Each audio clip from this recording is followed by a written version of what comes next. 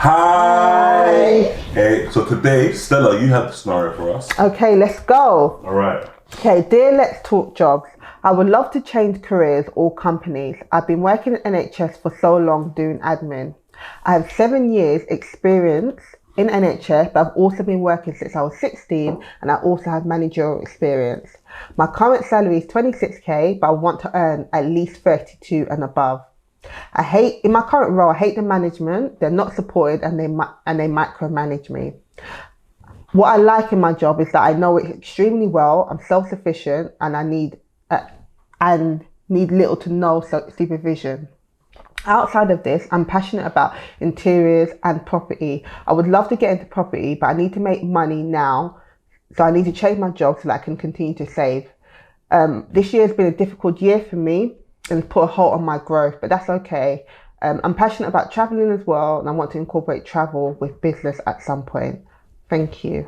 Okay, so what is our first advice to our friend? Okay, so the first thing she said, 16? Yeah, she's been working since she was 16.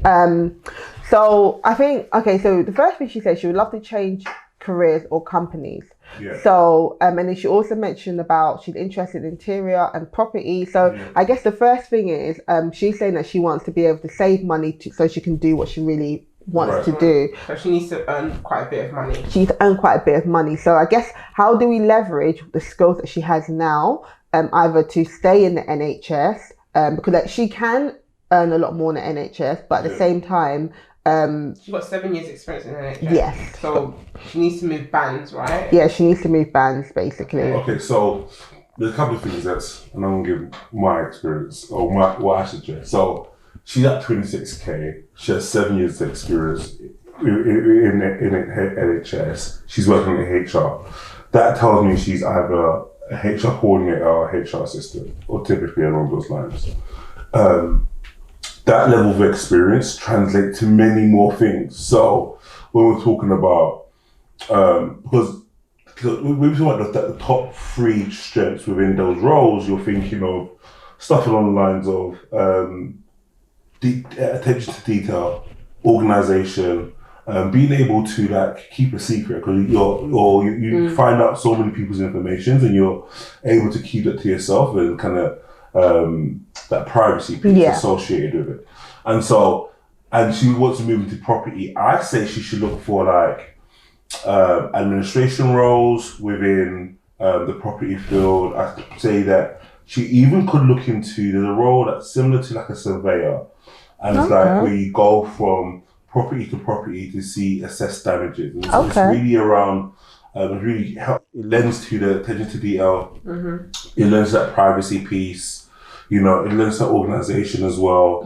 And so you may have to work your way up, but even then, some of those roles start at roughly about 32 anyway. Yeah. So just talking about that off the bat. Now that lends to some of the strengths that she wants to do. Yeah. And some of the things that she's interested in. So there's so many property companies. There's commercial, there's residential, there's council, that you can there's a big wider range of things, and her experience will really lend to those things. So that's probably my initial thoughts. What's everybody else saying? I really like that, because I think my initial thought was, how can we get her into something where there's property already involved in it, so she's just in that world. So I really love what you said.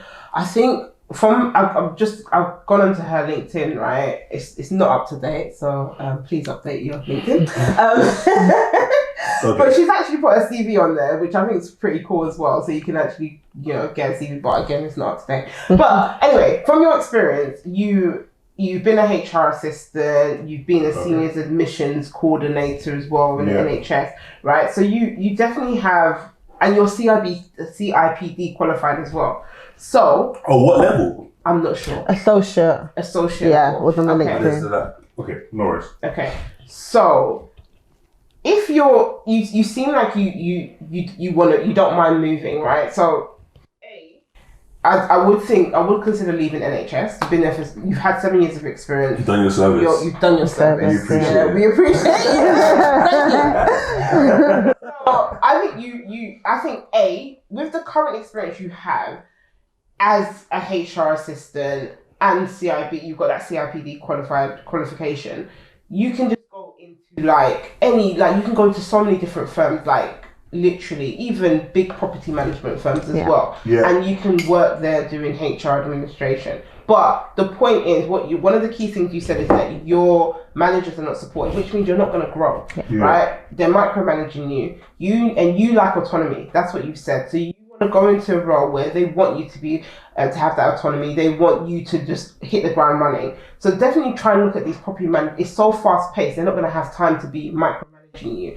Then you're in that world, commercial properties, etc. It's just a good place to be in because that's what you're interested in. You never know the network and contacts that you can get. So I would definitely consider, if I was you, and also the money's going to be much better, right? Yeah. You'll easily get that 32 plus that you want. So if I was you, I would consider looking at property management companies, quite big ones, and going into the HR areas. And even if it's not HR, you could even do like some sort of project management because you've got a lot of the essential skills of organisation, etc. So I do think you should look at that. If you don't mind qualifying and looking at and doing some qualification in project management, then look at that because that would be excellent really in property as well. That is so good. That's really good. That's really good. I think that's really good. I mean, so I agree with everything that you guys have said. I definitely think you need to leave the NHS because with what you're making now, sometimes it can be harder to jump bands. If you haven't jumped up the bands by now, definitely move on. With your experience, you can definitely look at sort of like office manager roles or business manager roles as well. And I think with that will help you get the salary that you need. And those roles you have to be self-sufficient, and that's what you said.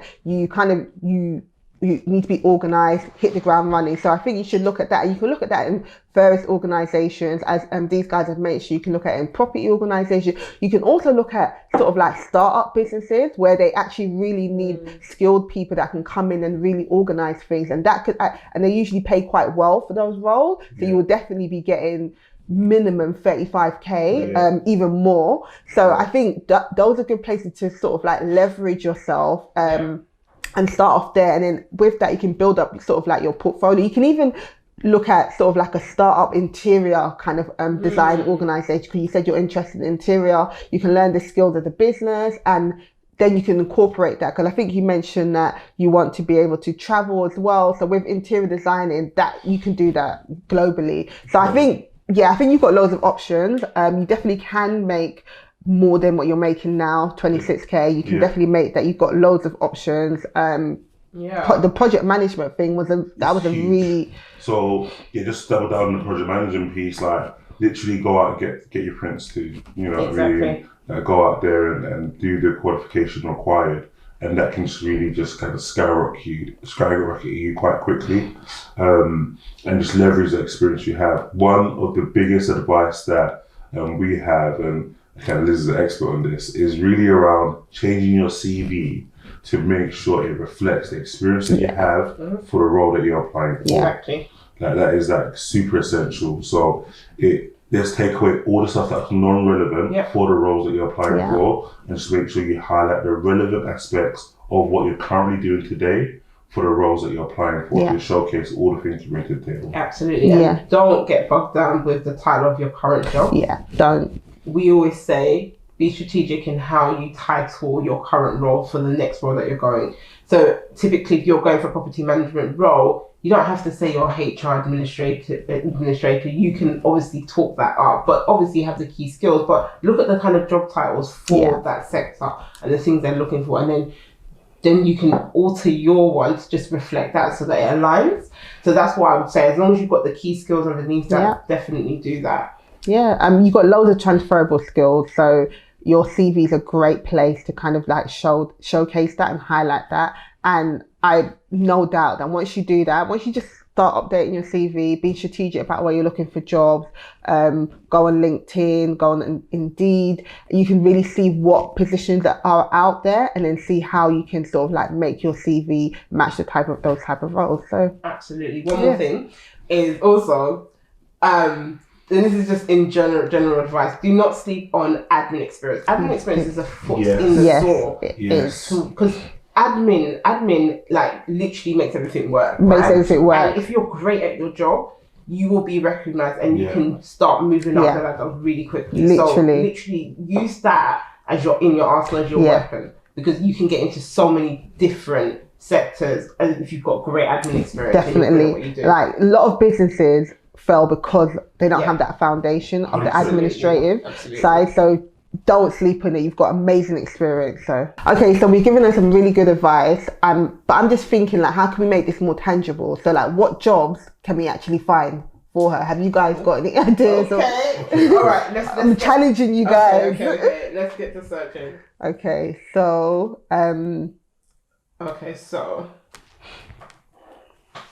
right. Okay. I found one. It's Senior Property Management Administrator. Yes. Yeah. Pay is 28 to 33. So it's above what you're making now, but it's in that scale that you want, the 33 scale, right? And let me see what they want. They want, okay, looking at the responsibilities, I'm not going to read it through, but you can do all of it. It's admin, it's managing things, oversight. You're going to be all over that. But let's look at the specification. First specification. So they want you to be self-motivated, can-do attitude. Yeah. Able to work independently, which is what you said. Some estate agency experience. From your CV, I can see you've got a background and you've had that many years ago, but it's still relevant. Strong admin skills, tick. And strong people management skills, tick. So. Okay, so I've got one. You can do that role. Okay, I feel like Francis got a better role because he Yeah, I've got a role that's 30 to 33. Okay. So my biggest advice for people is the job description isn't that important. That tells you what you're doing.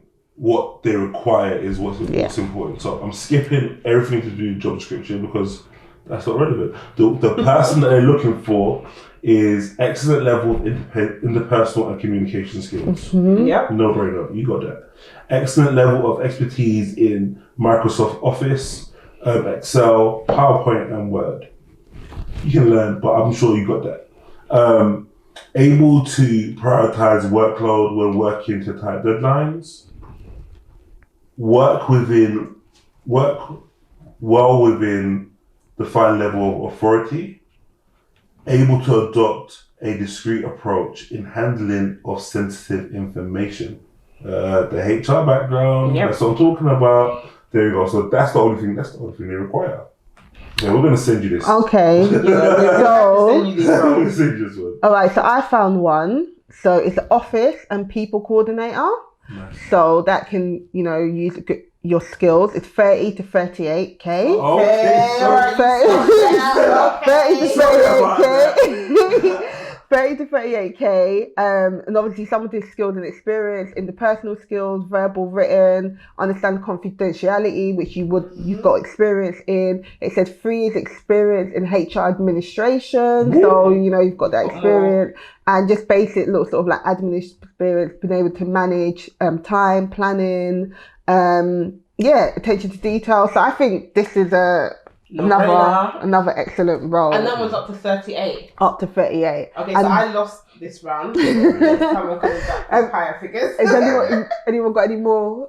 No, not really. I've got another one, but it doesn't beat the 30. Okay, cool. Okay, well, yeah. So you've got 3 really good options that are within, more than what you're looking for, and they're very different roles, and so it just shows that your skills and experience can get you places. So you deserve more. Yeah, absolutely. Yeah, definitely. We'll try and put the links to these in the description so you can see these roles. Yeah. Okay. Well, thank you guys, and yeah. All right, like, subscribe, do all the great stuff. If you've got any more inquiries, let us know. We're happy to help. Any questions, leave the comments below. We'll definitely respond. All right. Okay, Bye. bye. Take care.